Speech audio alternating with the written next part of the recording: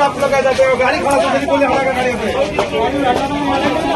আসানসোল পুরসভার ৭৮ নম্বর ওয়ার্ডের আপার রোডে বিধ্বংসী আগুনে ভস্মীভূত হয় ২৫টি ঝুপড়ি বাড়ি ও দোকান। দমকলের ৪টি ইঞ্জিনের ১.৫ ঘন্টার চেষ্টায় আগুন নিয়ন্ত্রণে আসে। বাড়িতে রান্না করার সময় কোনোভাবে আগুন ধরে যায় বলে অনুমান স্থানীয়দের। ঘটনাস্থলে হিরাপুর থানার পুলিশ ও দমকল বাহিনী আসে।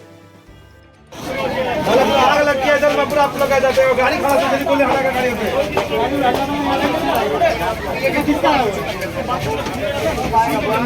अरे कहाँ गाड़ी चला भैया ने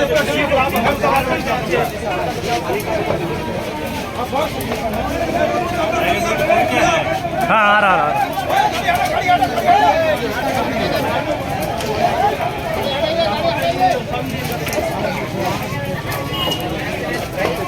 अबे गियर में कांच तोड़ दे।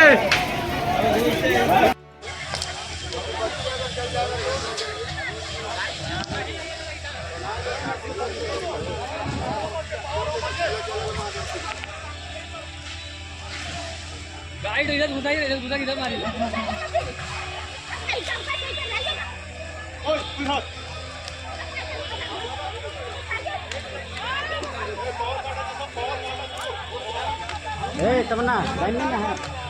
मोटी 1.5 घंटा पहले थोड़ा सा चिंगारी लगा और प्रमोद नाम का एक व्यक्ति है, घर में वो अपना चूल्हा जला करके चल गया।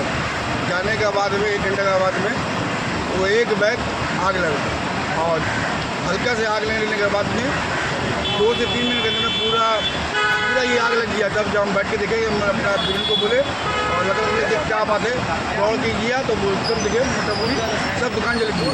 फिर हीरापुर थाना फ़ोन किए, इसको मैं फ़ोन किए, टोल में फ़ोन किए, काउंटर को फ़ोन किए। सब मिलके आने के बाद अभी इसकी उधर गया और इसमें एक कोई जान मार कर नुकसान नहीं। अच्छा, इसका ये क्या मतलब? आगे भी 2 बार इस जगह लग चुका है, जिसमें एक महिला भी मरी थी रात में। उसी घर में ही आग लगा। हाँ, जिस घर में महिला मारा था, हाँ, उसी घर में ही आग लगा। और 2 बार भी उसी के घर से ही लगा था। आग लगता है, हो सकता है गलत है, तो कुछ अंदर में कुछ दिक्कत होगा। आपका नाम क्या है? मेरा नाम मोहम्मद समीर खान, मैं जिला INTTC का लीडर हूँ। তো সব টার্পলিন আর বাম্বুর ইয়ে দিয়ে বানানো, তো হট করে এখনো পুরো খবর পাইনি। কেউ রান্না বান্না করছিল, সেখান থেকেই হয়তো এই আগুনটা লেগে গেছে। বেশ 20-25টা ঘর একদম ভস্মীভূত হয়ে গেছে। আমরা ফোন করাতে ফায়ার ব্রিগেড এসেছে, নিয়ে প্রশাসন ফায়ার ব্রিগেড মিলে মোটামুটি এখন কন্ট্রোলের পথে আছে এই আগুন। কতগুলো দোকান এবং বাড়ি ছিল? যা দেখে মনে হচ্ছে 20-25টা দোকান এবং বাড়ি মিনিমাম জ্বলে পুড়ে রাখ হয়ে গেছে। আনুমানিক কি লাগছে, কিভাবে হয়েছে? আনুমানিক যেটা বললাম, মনে হয় দুপুরে গরম, অসহ গরম, জানেন 42-45 ডিগ্রি চলছিল। হয়তো রান্না বান্না করতে গিয়ে অসতর্কতার কারণে কোনোভাবে আগুন লেগে গেছে। বারবার যে আসানসোল শিল্পাঞ্চলে যে এরকম ধরনের আগুন মার্কেটে লাগছে, কি বলবেন এ বিষয়ে?